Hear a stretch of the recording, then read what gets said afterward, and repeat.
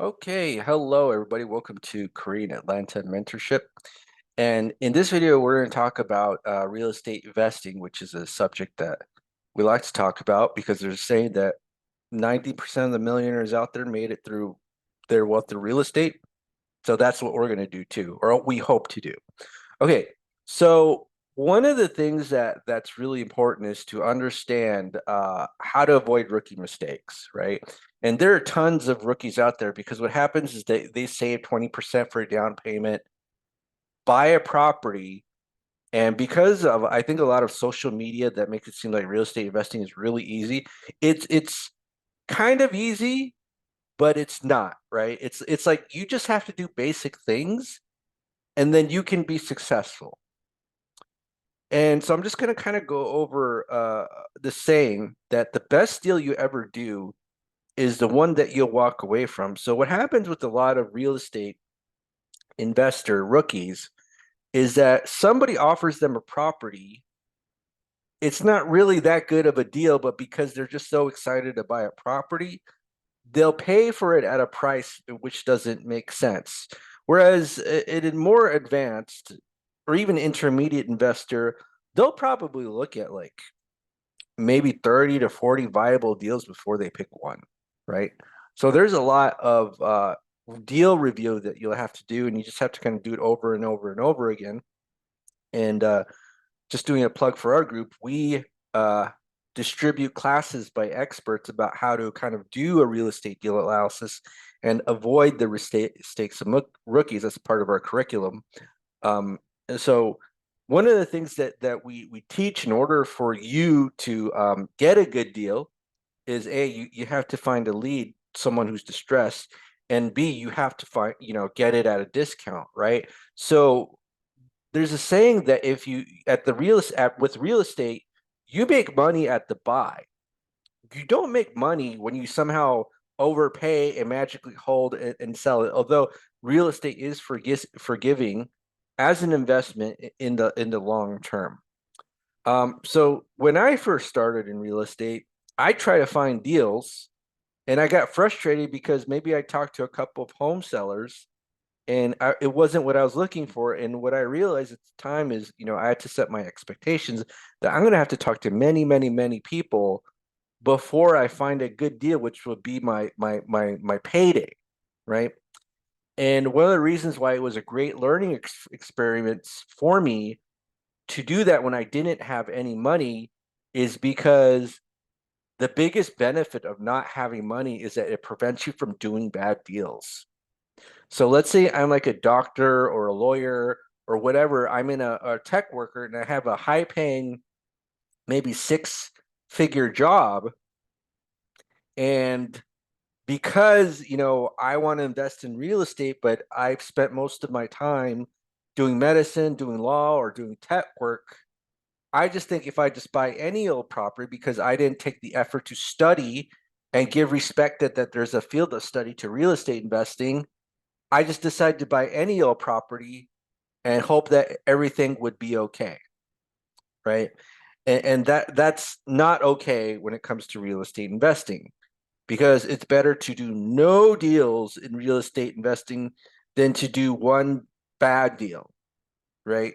You do one bad deal, it'll ruin your self-esteem and you'll never want to do it again. And that's why I'm actually glad that I started doing real estate when I had no money. Sure, in the beginning, I didn't really have any success and I didn't know what I was doing.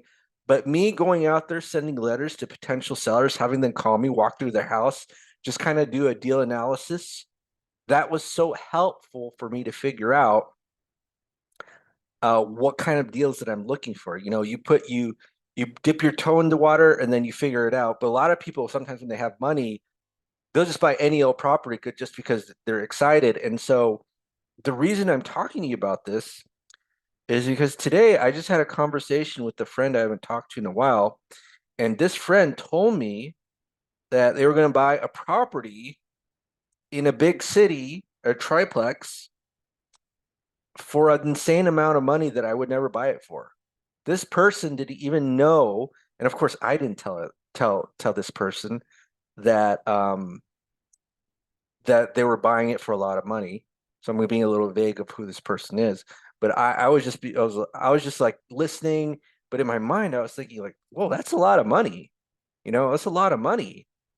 And as real estate investors, we got to buy it at a discount. In fact, this when I showed my friend a property I bought at $100,000 discount,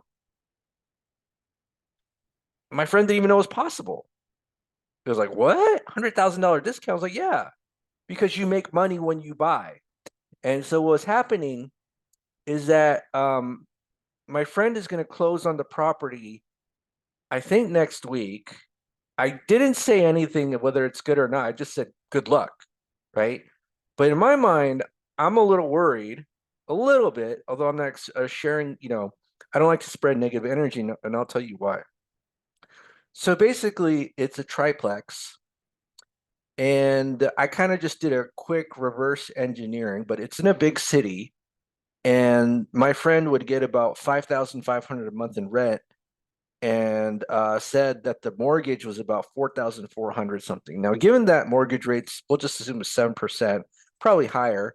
I just kind of played around with loan amounts, and I got a payment of 4,400, which I think is what was told to me what the mortgage amount was. So think about it like this. If this is like 80% of the loan amount, and I don't know if you ever heard of the 1% rule, but basically the 1% rule of real estate investing says that the price of the investment property against the gross income it will generate. So meaning if it's about what the monthly rent is about 1% of the purchase price, then it'll be good. But if let's say the purchase price is about, I don't know, 700 something thousand dollars, 1% of that is $7,000 a month, and my friend would only be making 5,500 a month.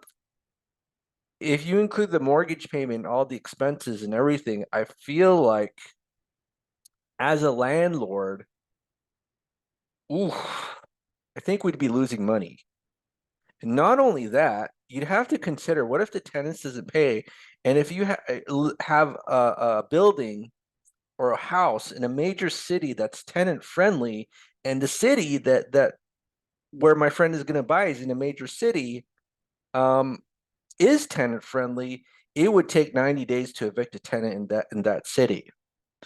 So I see another red flag there. So, and that's what I mean that you have to be educated and find out every aspect about real estate before doing a deal. It's not hard, but people don't know what they don't know. And this is like the hardest part of our business and the hardest part of being an entrepreneur. One of the most important things that you can do is just learn from other people's mistakes. Like, for example, I had no idea that certain areas were tenant friendly and certain areas were landlord friendly. But I took courses as a landlord about these things, and one of our instructors was like, hey, I don't have any houses in landlord friendly areas, and there's certain areas of the country that are more landlord friendly, and evicting someone, let's say in the city of Los Angeles, would take about 180 days. And I don't have any rental properties. The instruction said I don't have any rental properties in any tenant friendly areas. And if the turn is going to tenant friendly, I'm getting rid of my properties. And that gave me the mindset to understand, oh wow, this is what it takes to be a landlord, right? So back to my point. Back to my point is when you're a real estate investor, don't fall in love with like the first property that you encounter, right? Make many offers, send many letters, um, do a deal that makes sense to you, but also get used to doing the analysis to make offers that make sense in which you can actually make a profit from. So what happens with a lot of rookie real estate investors is that um, they don't understand the concept that you make money at the buy. You make money at the buy, not when you somehow overpay, and then you think that just because you're getting rent, everything will be okay. Everything is pretty much determined at the purchase price, and the easiest way to get a discount that we'll repeat this over and over again is to find some sort of problem or distress, and the person who has the problem or distress is willing to discount so that you take care of the problem, right? So as a real estate investor, as an entrepreneur, as a leader, you're there to solve problems. You're not there to just buy a property and, you know, make easy money and do whatever and hope that you'll somehow make a lot of money, just like how social media portrays it. That's not how it works. You're putting all this effort and energy to find people with problems, solve their problems, and that's where you generate the profit, right? And if you can't do that and make the numbers work, then hey, you'll have to walk away. You just don't do a deal for doing the sake of a deal. And as I said before, the benefit of not having money when doing real estate investing is that there's a saying that if you have a good deal, the money will come, right? And so if you don't have a good deal, you're not able to buy a property, and you can't if you do the analysis correctly and just have practice doing the analysis, you'll be able to fine tune what a good deal is and easily get the money in general to be able to do your deal. People who are experienced in lending and doing partnerships, they can spot good deals from miles away. Whereas people who are rookies, if they have money, they'll just buy any old property. Right. All right. So this is Korean Atlanta Mentorship. And as always, I'm always going to do a plug for a group. If you're interested in joining a group, go ahead and click the Google form link below and submit it. Or you can email us by clicking the About Us page on our YouTube channel and go ahead and send a signal, and we'll give you a contact back. All right. Have a great day, everybody, and we will speak soon.